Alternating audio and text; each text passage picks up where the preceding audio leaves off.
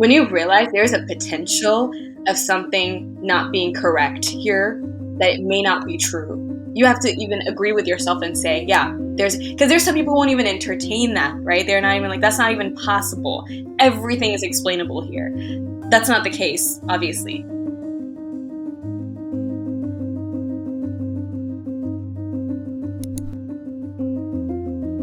So can you kind of like take us into, however you can, like that mental process? Because I've done some of my own. I think all of us have to do at some point some level of deconstruction, if you want to call it. I think if we're actually using our brains, we're naturally going to do it. We're going to find that, oh, these things that I've thought or believed or thought about this way, I'm saying that's not true. And so that's just I just want to acknowledge to those who might be, whether Shincheonji or another cult group watching this, that is a painful, scary, difficult situation. And I'm sure, like yourself, you weren't entering into this like willingly. Like you didn't go in just like, oh, I want to get out. I'm sure like this comes with cost. It's like this is something that means that basically your entire way of perceiving the world, not only how you perceive the world, but how you are functioning within that world,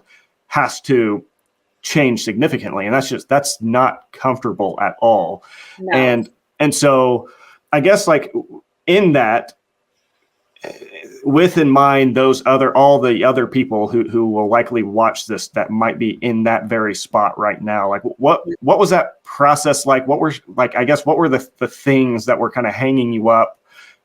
And then how did you kind of move past that and move through that discomfort and the fear of all that? Yeah. I think initially feeling the weight of uncertainty, the first thing that you come up against is the doctrines that you've been taught there in regards to what your thoughts mean, right? They've told us your thoughts can be classified as God's thoughts, like God's will's thoughts, your own thoughts, or Satan's thoughts, right? And so the verse they use is always like God's thoughts are higher than ours, and they stretch that as far as they can, right? And so they want to disarm you of three things, which is intuition, which is something that God gave us, right? It's a gift that we've been giving us as people. The mistrust of your loved ones, right? Because they're like, Satan's going to challenge you and come to challenge you through the people you love the most. And of course that it ties back into just of your own thinking and your own ability to discern these things. And so the first thing I had to come up against was deconstructing what they're saying about my thoughts. What are these feelings and thoughts and questions that I'm having, and are they founded, right? Or is this something I'm just making up as I'm going? I have to acknowledge and understand, because everyone there will not justify your feelings. They'd say this isn't correct, right? It's to keep it dormant and to almost gaslight you into thinking you're the one that's crazy. So you have to understand in that moment, you have the power to validate yourself and understand that these feelings, you're not alone.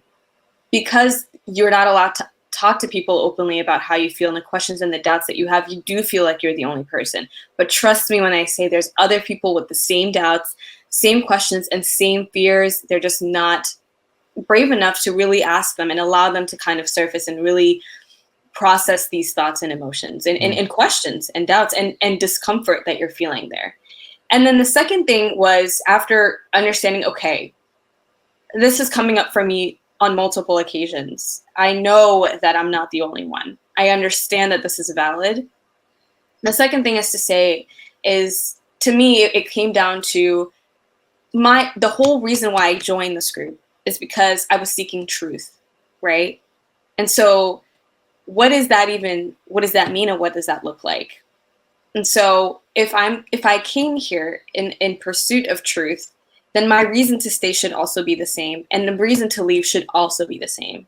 So if I find something that I know for sure is false, I need to be ready to acknowledge that. The other thing is, when you're there, especially in Shincheonji, it doesn't even, now it's become like people have bought into the idea of what Shincheonji is. It's no longer like dependent. Even there are some people who will tell you if the leader stays alive or not, I won't go, right? Whereas before it was very cut and dry. It was like, of course he's supposed to be immortal, so if something happens to him, it's not true. You've bought into this idea of this organization, so you have to accept that there could potentially be something wrong here. That in its own is such a powerful like realization. When you realize there's a potential of something not being correct here, that it may not be true, you have to even agree with yourself and say, yeah, because there's some people who won't even entertain that, right? They're not even like, that's not even possible. Everything is explainable here. That's not the case, obviously. So once you understand that, then you can move on to say, okay, am I willing to then look at things and hear people stories? Because if you're the people that left are evil and they're devil possessed, demon possessed, and I can't, then there is your answer, and that's where it stops. But if it's truth, I knew that like nothing is going to shake me. Like if I go out there and I find information, I come back and I can ask and get answers for it, then I'm okay here, right? If I go out there and I hear something and I see something and I come back with a question and it's not being answered, I'm being demonized for asking those questions, for even thinking I should hear other people's stories. There's a problem. They're not giving you an answer. They're making you feel shame for going against what they've determined is God's will, right? And so these are the kind of steps that I had to take to get to the point where I was finally okay to even listen to stories of other people, right? Look at scripture a little differently than what I've been taught for the last 5 years, within context. And what does that even mean, right? And so, and if you're a person that's kind of just looking to leave, those are kind of those are the steps. But from a faith standpoint, I was still interested in wanting to remain in my faith. I just knew there had to be more. I was like, I don't think I've given it a fair shot. If this is incorrect, there's got to be truth somewhere. I mean, this Bible has to mean something, right? And so one of the first books I referred to was like, I Don't Have Enough to Be an Atheist. It was a really helpful book for me to just kind of start from the beginning and say, why should I care to seek truth, period? Like, why should I care? And then kind of go from there. So, and then for others, the barrier could be mental health. And so if you need to seek help, like you have to.